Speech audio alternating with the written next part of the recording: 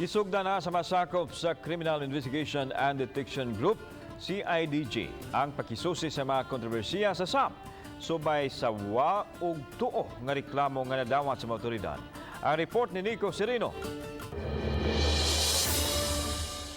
Bibisita sa Mandaue City Hall kaganiha ang mga opisyal sa CIDG ug nakigtigom sa mayor ug pipila ka department heads gumikan sa kontrobersya sa SAP.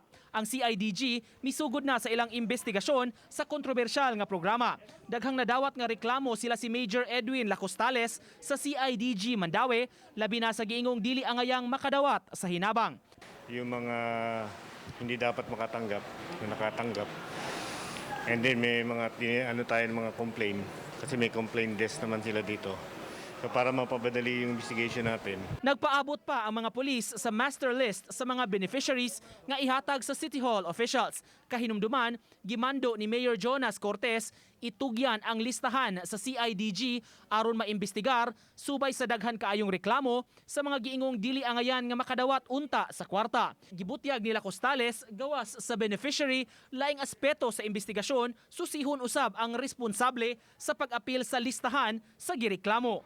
Papalin natin sila ng kaso. Yung mga tumanggap na hindi naman authorized, na hindi naman qualified. Siyempre yung sino yung paano sila nakapil up? Titignan natin yung endorsement eh. Saan galing? Sino nag-endorse? Sino nag-fill up? Marami tayong titignan. Uban ni June Solon, Nico Sereno, Balitang Bisdak.